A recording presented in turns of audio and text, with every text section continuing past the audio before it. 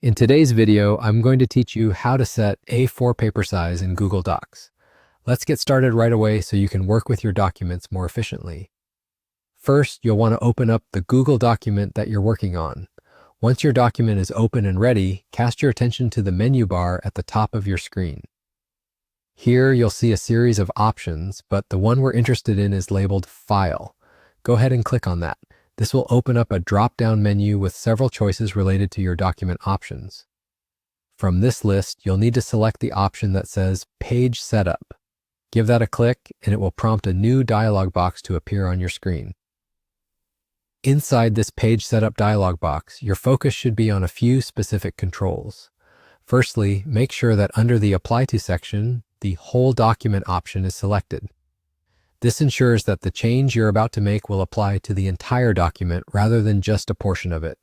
It's very important to double-check this step because missing it might lead to different sections of your document having inconsistent paper sizes. Next, direct your attention to the Paper Size option. You'll notice a drop-down menu here. Click on that, and a list of various paper sizes will appear. Scroll through the list until you find A4. A 4 is a standard paper size globally, commonly used for letters and other documents. Once you locate the A4 option, click to select it.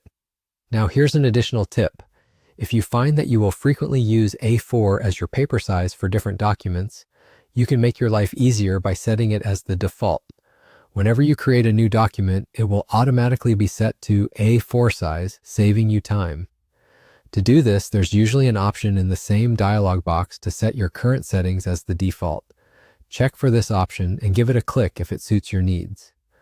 Finally, after making these selections and double-checking that everything looks right, you'll want to confirm the changes.